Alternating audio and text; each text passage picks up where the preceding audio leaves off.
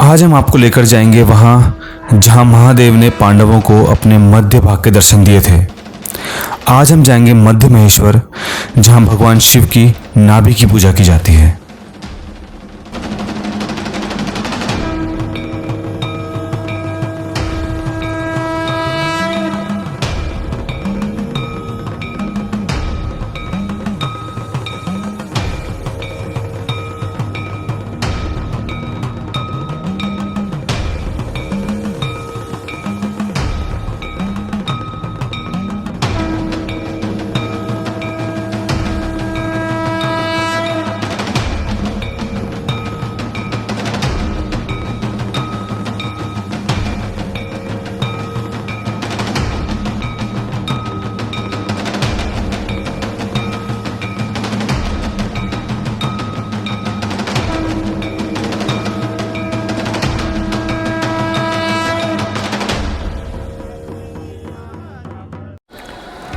नमस्कार friends, man roads में आपका स्वागत है।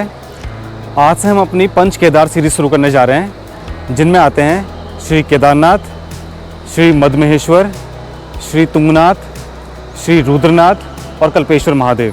तो जिसमें से हमने आपको श्री केदारनाथ और तुंगनाथ महादेव जी के दर्शन पहले ही करवा दिए हैं। आज हम जा रहे हैं मद्महेश्वर के लिए। तो चलिए जर्नी शुरू करते हैं।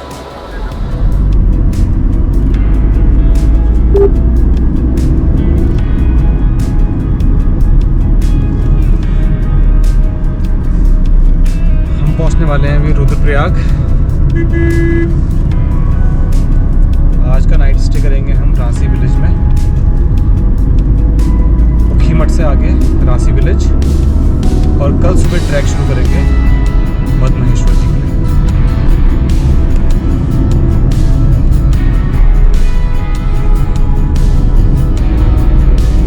अभी यहाँ से सोनप्रयाग रह गया है 37 किलोमीटर। सोनप्रयाग नहीं जाएंगे, काशी भी नहीं जाएंगे, उससे पहले ही हमको उखीमठ के लिए टर्न लेना है।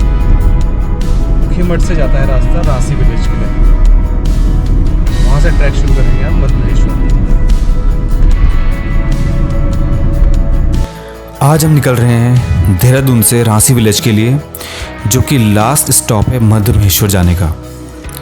इसके लिए सबसे पहले आपको उत्तराखंड के किसी भी शहर से उखीमठ पहुंचना होगा। आप चाहे हरिद्वार से आ रहे हैं, ऋषिकेश से या देहरादून से, वहाँ से आपको स्थानीय बस या टैक्सी लेकर उखीमठ पहुँचना होगा। कोई भी बस सीधी मध्य महेश्वर तक नहीं जाती, इसीलिए पहले उखीमठ पहुँचें। फिर उखीमठ से रांसी के लिए आप मनुसुना या उनियाना की बस ले सकते हैं, अथवा शेयरिंग टैक्सी या जीप से भी आप रांसी विलेज तक पहुँच सकते हैं।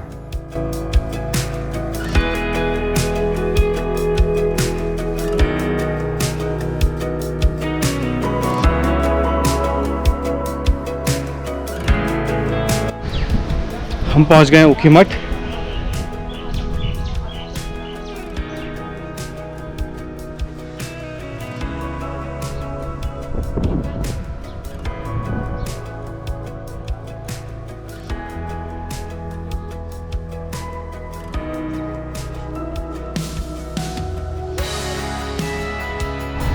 अभी हम जा रहे हैं श्री ओंकारेश्वर मंदिर में, जहाँ पे श्री केदारनाथ और मद्महेश्वर जी को शीतकालीन में रखा जाता है।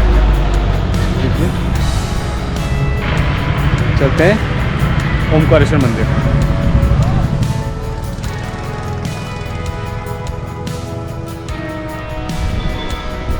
हम पहुंच गए हैं श्री ओंकारेश्वर मंदिर में, जो कि शीतकालीन गद्दी है भगवान श्री केदारनाथ और मद्महेश्वर जी की। तो चलिए मैं दिखाता हूँ आपको मंदिर, अंदर चलते हैं। देखिए ओंकारेश्वर टेम्पल है, केदारनाथ जी की 6 महीने पूजा होती है यहाँ पे। पंच केदार में भी पंच केदार के गद्दी स्थल है। उषा अनिरुद्ध का विवाह मंडप, 100 रुपीज़ बेली पत्र प्रसाद पूरे का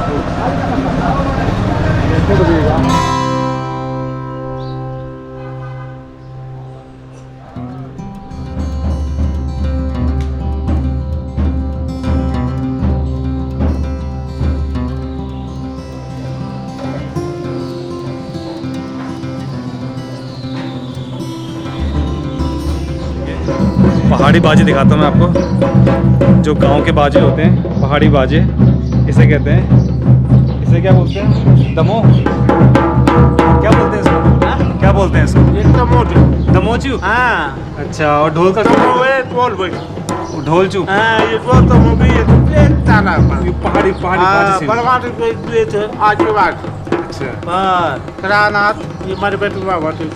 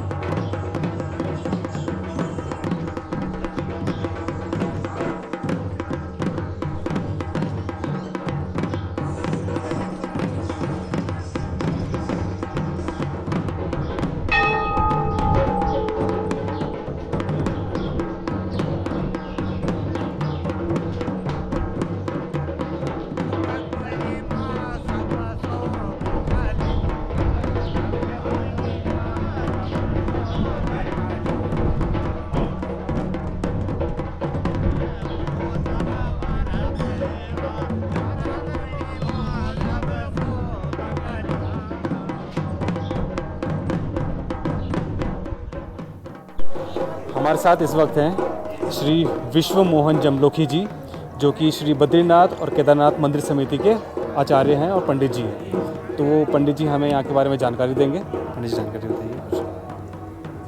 जी।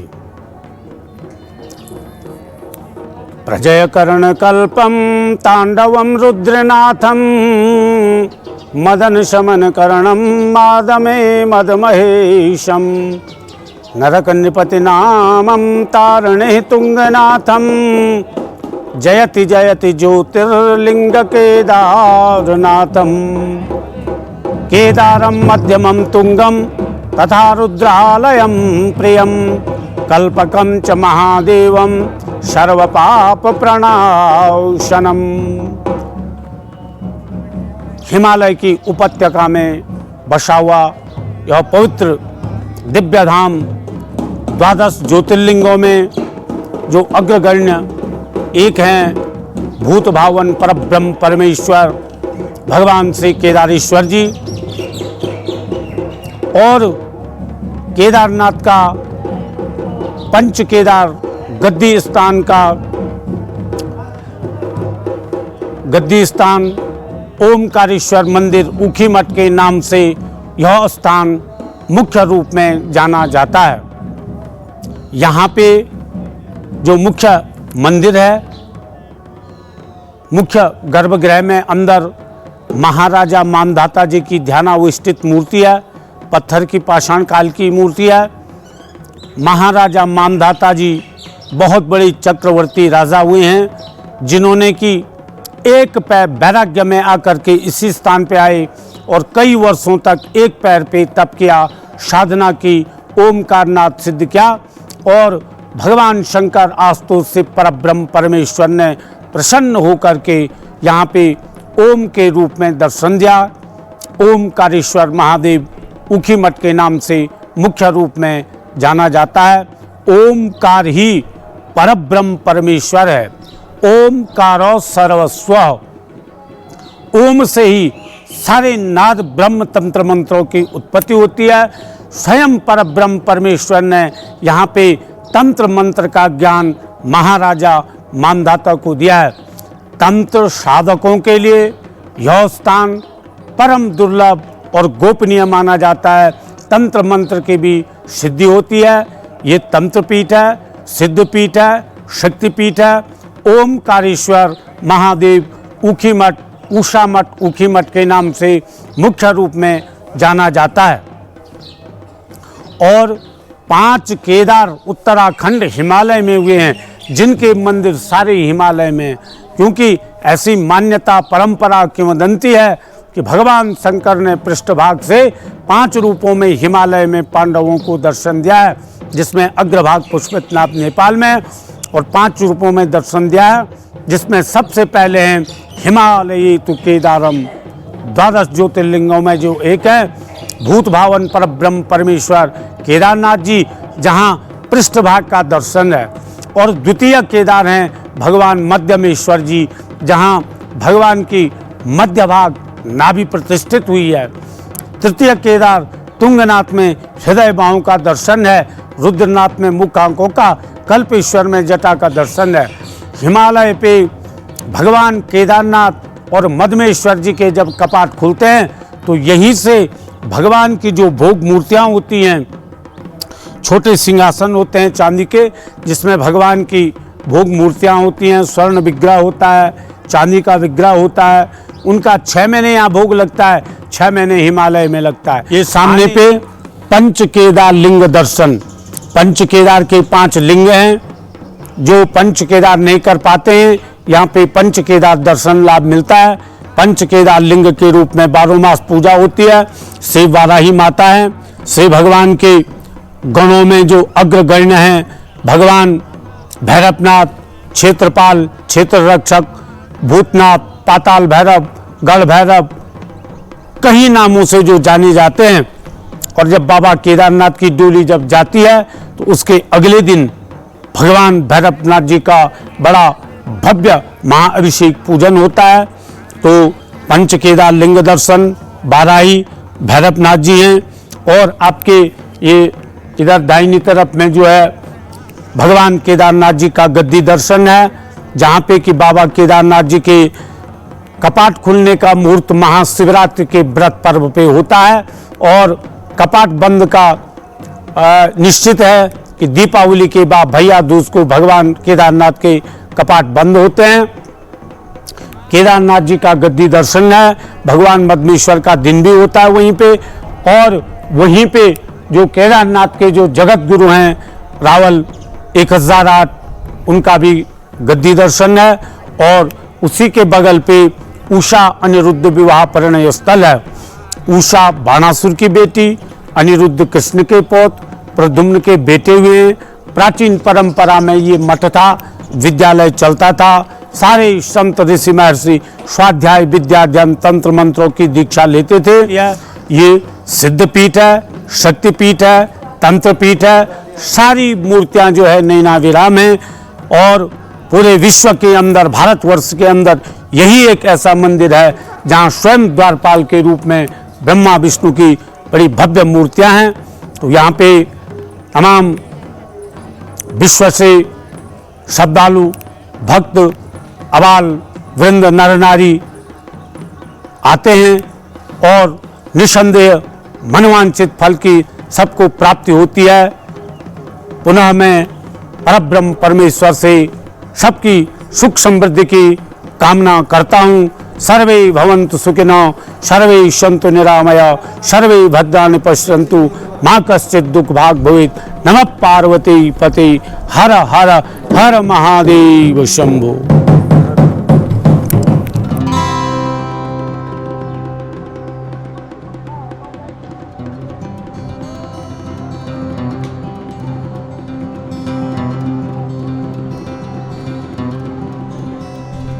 हमें इस वक्त मध्य महेश्वर के मुख्य द्वार पे, देखिए यहाँ से चलते हैं आगे मध्य महेश्वर के लिए।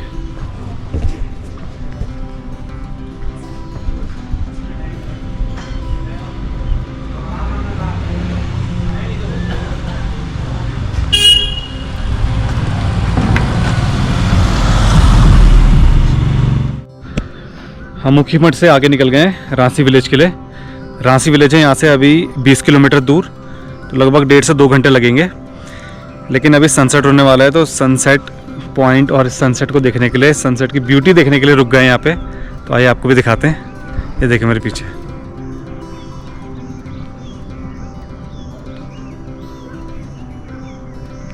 सामने देखिए हिमालय बर्फ से पूरा कवर हो रखा है। देखिए सामने, देखिए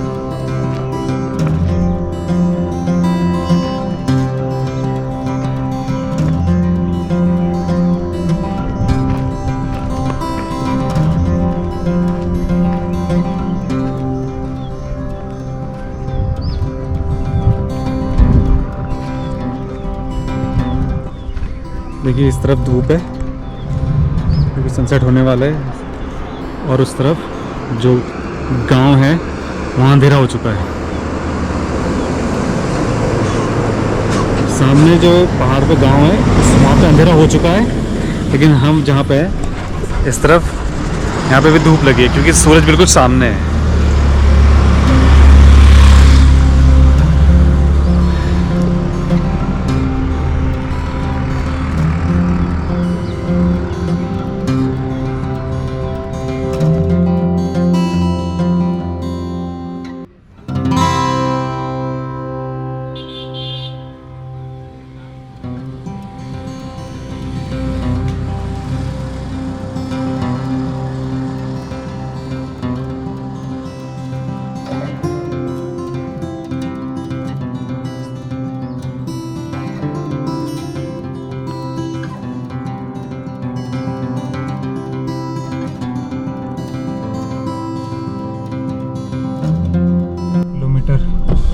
रांसी रांसी बस सीधा जाना, इधर उधर रोड में कहीं अच्छा, नहीं, ये रोड है सीधा? डायरेक्ट। अच्छा धन्यवाद। हाँ सीधा, एक गेट से दूसरे जाते ना तो वहाँ नहीं, ऊपर की तरफ नहीं, सीधा बस। सीधा धन्यवाद सीधा। धन्यवाद।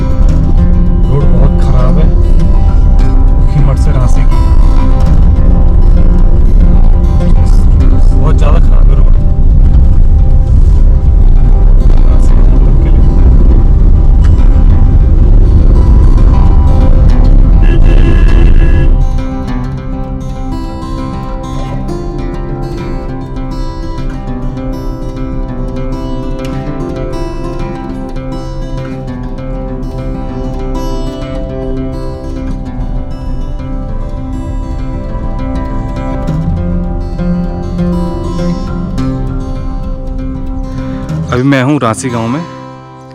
यहाँ से 18 किलोमीटर का ट्रैक है टोटल। चलिए पहले रांसी की विलेज दिखाते हैं आपको, उसके बाद चलेंगे मधमहेश्वर के लिए। ट्रैक शुरू करते हैं। ये देखिए रांसी विलेज।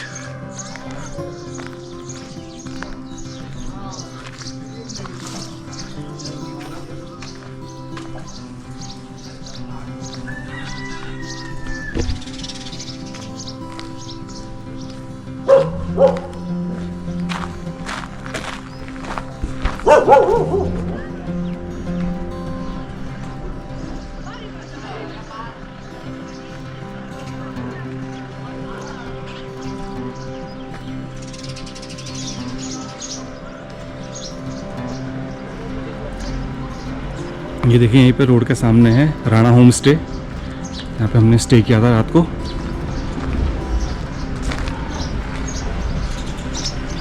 ये देखिए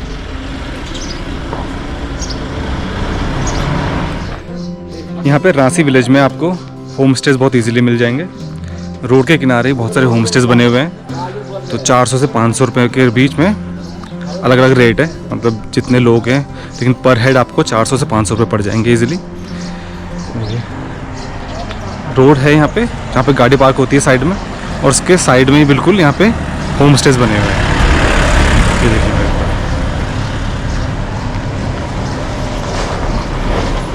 देखिए हमारे पीछे है राणा होम स्टे। यहाँ पे राणा होम स्टे बिल्कुल रोड के बिल्कुल पास में ही है। आप चाहे तो यहाँ पे ठहर सकते हैं। रूम्स आपको मिल जाएंगे सारे, नीचे भी हैं और ऊपर भी। तो ठहरने की पूरी व्यवस्था हो जाएगी। खाने पीने की व्यवस्था भी यहाँ पे ये ताऊ जी कर देते हैं। देखिए ताऊ जी हमारे साथ, ये हैं राणा होम स्टे के ओनर, जो कि आपको पूरा ध्यान रखेंगे। खाना पीना चाय सारी व्यवस्था हो जाती है। सारी व्यवस्था हो जाती है। यहाँ तो कमरे सब उपलब्ध हैं। सारे कमरे उपलब्ध हैं और चाय मिल जाएगी, नाश्ता मिल जाएगा। बाकी इनकी शॉप भी है अपनी, तो सॉफ्ट ड्रिंक भी मिल जाएगी, कोल्ड ड्रिंक वगैरह, जूस वगैरह जो कुछ चाहिए सब मिल जाता है यहाँ पे। तो आप आइए यहाँ पर ठहरिए। इनकी हॉस्पिटैलिटी बहुत अच्छी लगी, बहुत पसंद आई।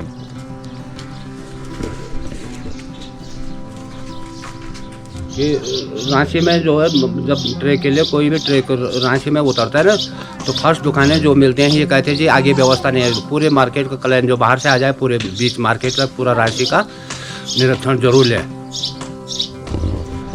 आप सब जगह पता करें, क्योंकि आगे यहाँ पे रूम स्टेज बहुत होम स्टेज बहुत सारे होम स्टेज बने हुए हैं। कैलाश होम स्टे है, लेकिन ये नकाल जो है पीछे कुछ बता देते हैं कि अजी यहाँ रहने की व्यवस्था आगे नहीं है। इसे जरूर आप जो है पूरे मार्केट की बहुत सारे होम स्टेज अवेलेबल है और घर जैसा खाना मिलेगा आपको। देखिए खाना देखिए बिल्कुल घर जैसा मिलेगा, यहाँ भी बनता है चूल्हे में। ये देखिए आगे जो है पूरे होम स्टे आगे हमने भी यहीं पे खाया था, बिल्कुल घर जैसा खाना मिलेगा। आप रुकिए यहाँ पे, बिल्कुल कंफर्टेबल स्टे है।